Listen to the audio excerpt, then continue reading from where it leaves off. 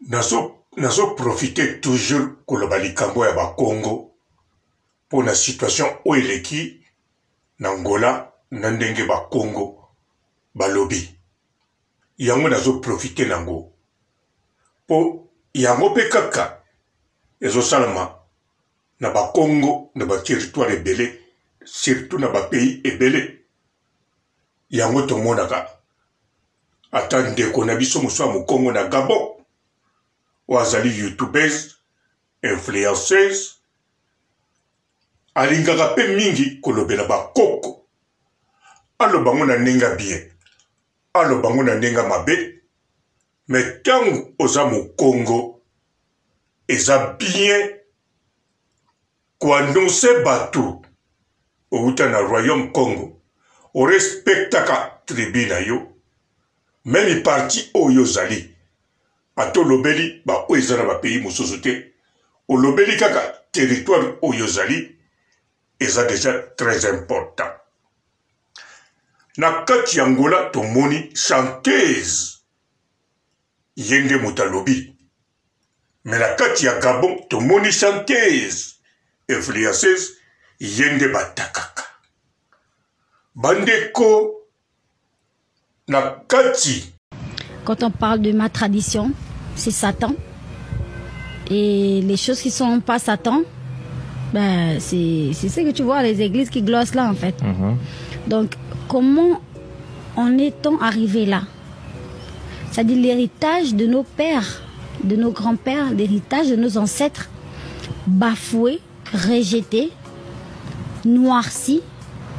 Et l'héritage de la Palestine a pris la première place. Au moins une fois par mois, je fais la table des ancêtres. Tu sais, c'est ce rituel-là qui...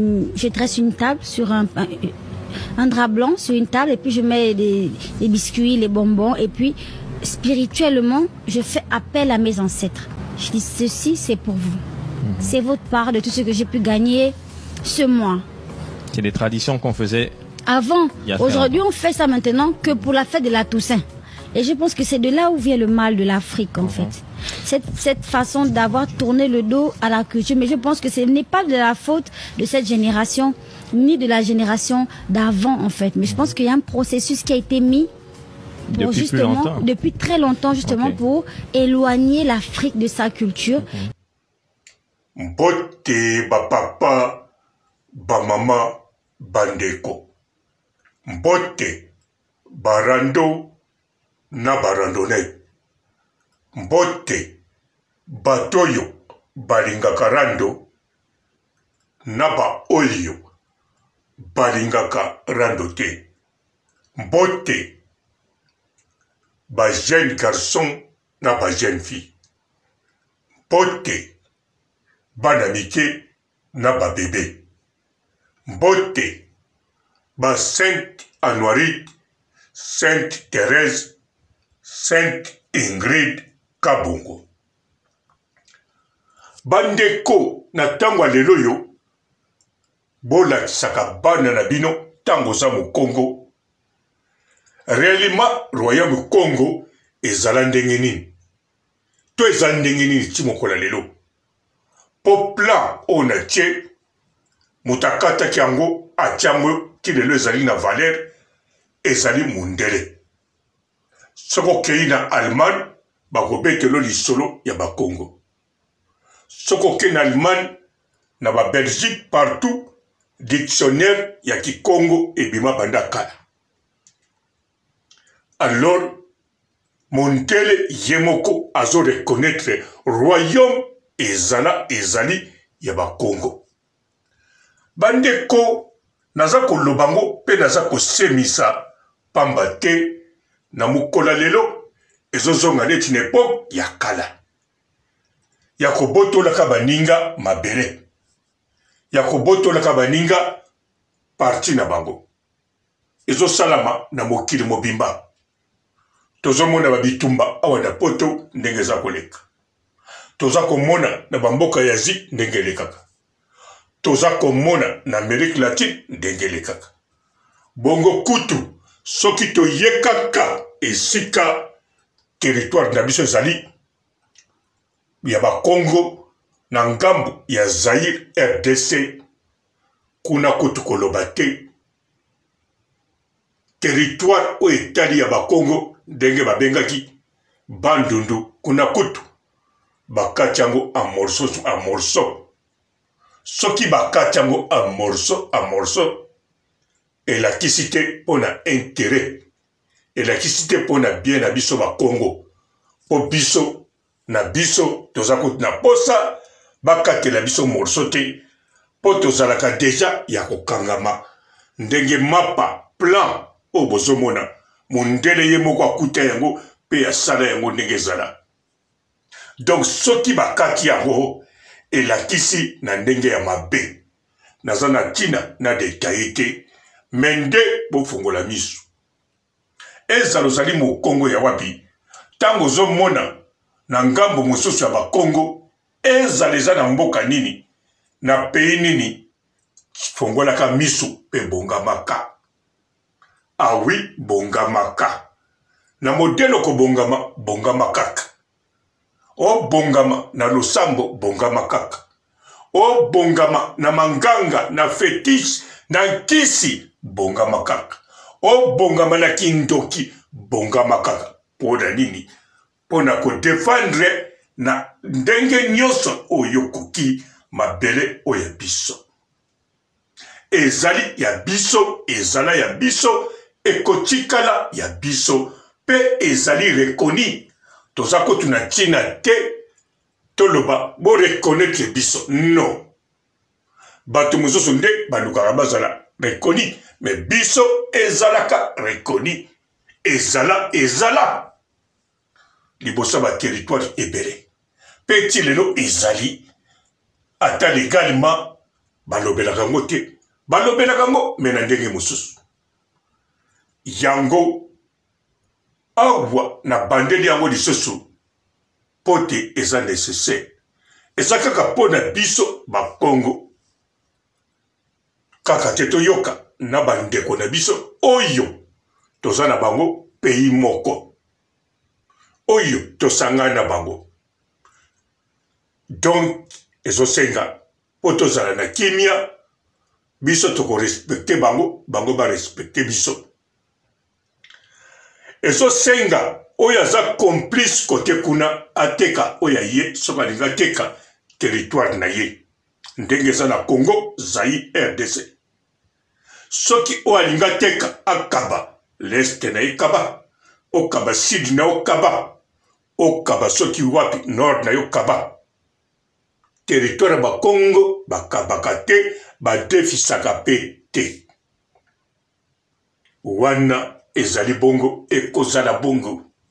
Soki kosenga totutisa likolo na mabele en tout cas o tozala moyen nango tokosala yango même tokobalola mabele. Yangwana ba Congo ezala makambo mutu na mutu asalaka o eza pona mboka na ye pays oyo azali. Mokongo ya Brazzaville asalaka pona Brazzaville. Mokongo ya Zaire RDC asalaka pona Zaire RDC. Mokongo ya Angola asalaka pona Angola. Mokongo ya Gabon asalaka pona Gabon.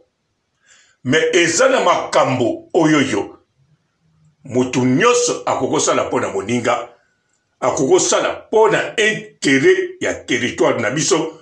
Tangu ndambu ya territoire ezali menacé, to culture na biso ezali menacé, to bokoko na biso ezali menacé na ndenge ya makasi. Poko menacé ezalaka nango menacé tout le jour, chaque minute. Mais na ndenge makasi elingi koloba maloba neti mwana alobi, elingi koloba na ndenge bakata bandundu ndambu. Alors bino na mito na bino bokoki pe kolandaka teke bandundu ekata na ndambo bobengango na kombo bato balingi. Rien du tout, jamais de la vie. Bosalaka yango te. Sala yango soko moni ngo memisila ungambu osali yango na modèle ya hypocrisie. Na lobite ozala hypocrite mais pratiquer hypocrisie pote ozala na bomoi. Pote obenda confiance à Batouana, simanango o salona bango suki o tonga bango o kanga bango suki ya maboko batia 1000 pat na kati ezalazali mwana mobali to mwana nkento ya mwana bandeko bakongo tozali bakongo toko continue kozala bakongo ba pays o tozali baza pe bandeko na biso tozali ensemble toko bunana bango pe ensemble toko défendre pe ba pays wana ensemble mais faut ba yeba valeur ya mabele o ya bango na o ya biso pourtant toza pays toza la mabele moko biso nyonso mais tangu ozosa la maseki na parti wa yo territoire oningo sana o ya biso wana biliaki yo bikoki soki koki te komitungisa te ekokoka kaka soki mundele ti lelo agardaka plan oyo asurveyaka culture ya bakongo na numéro 1 na première position na pouvoir ezalaka te parce que aza na posa kaka asalango ezali obligatoire parce que toza puissant tobotama puissant tokokufa puissant même toza na kati ya mabele tokufi bakundi biso tosalaka kaka totravayaka biso toza te oyo elobamaka okufi oke libela okufi okoyeba likambo mosusu te okufi okei soki wapi wana ezali makambo elobamaka pourquoi nalobi boye nga moko banda na botama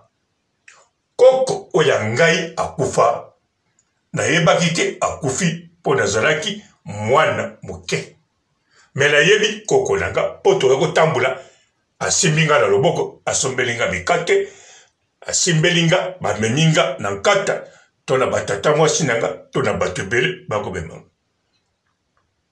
alors mokolo akufaki nayebi te akufi me nazomona bato ebele na lopango naza mpe mwana moke nakotia na nga kate namoni kaka bato batondi ebele koleka ndenge bazaka na lopango ere moko bake boye mpe namoni bazolela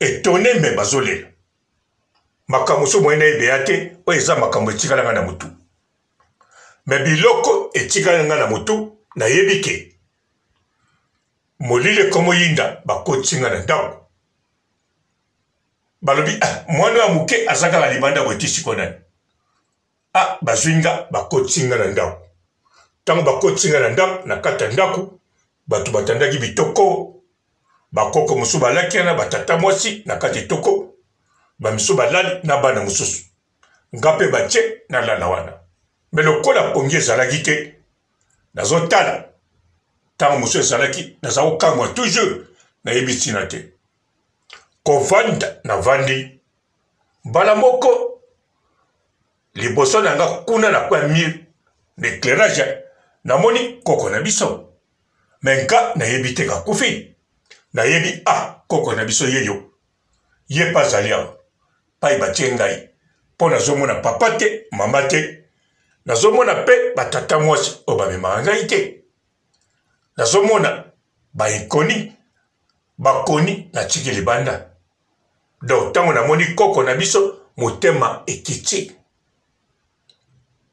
me likambo moko nde azwa kosimba ngai te natali ye lisusu natie motu na se azosimbanga kaka te natie motu na se nalobi seke nasali likambo mabe nameki kolala tina lala nalamuki lobi tokei na ndako pa mosusu tobanda kozala tokoma kozala wana etikali lopango ya koko na biso donc makambo mosusu eleka kuna nga nayebi te nga bamemi nganga alors nga nayebaki kaka koko aza vivant mbala ebele nakomomona ye d'après nga azaka vivant mais asimbanga so te nazokama nakoli mwata moke naye koyeba koko na biso akufa balobi na ngate mais bazobeta masolo na photo batie na ba photo na ye mi balé na komona place wana na komotala na lobi koko penza kufa na bando kanisa baliwa ndenge zalaka na mona na ngape baliwa mingi te Davos na mona te na mona kaka kunde bembe na mandala donc ba kokipe penza zate ikampa ko lobe zate mais bandeko moyena continuer histoire mulaite tina âge ya 21 ans na banda komona toujours koko na ngai yango tango bato bazobetela nga lisolo tango na koli o soko moni mutakufa ganga ndimaka ngo te mpo ngambo na banda komona mutakufa soki balobi na nga mutakufa soki abimeli yo yeba moto moko alati ye po asala mabe nga koko na nga banda kobimela nga tina âge ya 21 ans awa na poto mokola soki abimela nga namona mabe asala nga te namona eloka mabe eyela ngai te au contraire mokola suka namona ye ezala mokola suka oyo mpe nazwi ndako ya monene na 21 ans ya 3 chambres na cuisine eleki chambre na monene na mesa ya monene na reçoit courant na reçoit ya charbon tozalaki bato mibale ndako wana moto azwaki yango papa moko aki na famille kozwa azwi biso tovanda na ye bana mibale mibali mbala moko na poso mibale bakangi ye na mwa elandi moninga tozalaki na ye alobi akovanda na ndako wana te ye fo akende na ye akei na tikala nga moko mpe nakoka kovanda nakoka kofuta mpe namona ye na ndako wana kaka mokolo na tikalaki nga moko mpe mokolo namonaki ye mpe mokolo suka yango ntango nakoloba na bino likambo makambo mosusu nayokaka me makambo oyo etali liwa moto akufa ngai namona koko na nga banda na age wana akufaki soki nayaki na 5 ans soki 6 ans nayebi te me tina age ya 21 ans mokola suka na poto yango wana biso bakongo koyoka biyokela eya mabe te kasi kosala bisalela wana ndeza likambo. Bonjour fidèles internautes de www.elengiakomba TV. Bonjour, bonsoir, balandi nyonso ya Elengi ya Komba, Congolaise TV. Belé partout dans le monde, partout où vous êtes, partout où vous êtes, Elengi ya Komba TV vraiment. Bonjour, bonsoir, na abonné bafa nyonso ya Elengi ya Komba Congolais TV. Bonjour à mon boss, on a appelé ça vraiment un pandi. Bonjour à mon boss, JP Kiama. Je salue mon boss Balobi, boss des boss Babi, JP Kiama. Bonjour, na Elengi ya Komba Congolais TV vraiment. Amour na zana chaîne de ça qui topo, il y a boss na JP Kiama, ta ay boss des boss ya ni amandaje. Donc maximum dans le lazaki. Ya boss na biso JP Kiama, nzambe na ngai. Ba boss bazali ba boss bazali.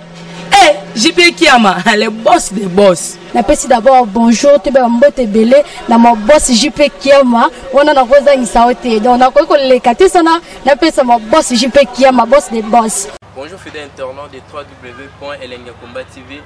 Bonjour, bonsoir, balandi nyonso ya Elengi ya Komba, Congolaise TV.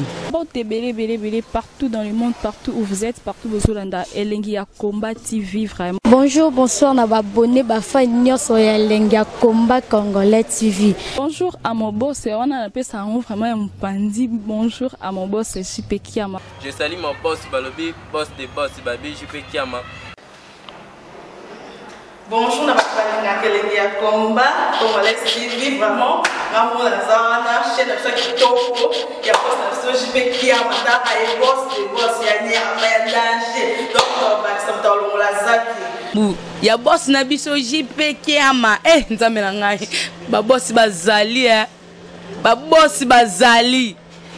JP Kiama, le boss des boss. Napesi d'abord bonjour, te mbote belé na mon boss JP Kiama, on a rosa ngisaote. Donc na ko lekate sana, napesa mon boss JP Kiama, boss des boss. Bon, belé, partout dans le monde, partout où vous êtes, partout où vous êtes, Elengi Combat TV, vraiment. Bonjour, bonsoir, on a abonné Bafa Nyos Elengi Combat Congolais TV. Bonjour à mon boss, on a appelé ça vraiment un pandi. Bonjour à mon boss, JP Kiama. Je salue mon boss Balobi, boss des boss Babi, JP Kiama. Bonjour, na bakubali Elengi Combat Congolais TV, vraiment. Maman Lazana, chaîne de chaque topo, il y a pas de JP Kiama, et boss des boss, il y a un danger. Donc, on va s'entendre dans la zaki. Ya boss na biso JP Kiama nzambe na ngai ba boss bazali ba boss bazali JP Kiama le boss des boss. Napesi d'abord bonjour te ba mbote belé na mo boss JP Kiama wana na kozangisa ote donc na ko lekate sana napesa mo boss JP Kiama boss des boss.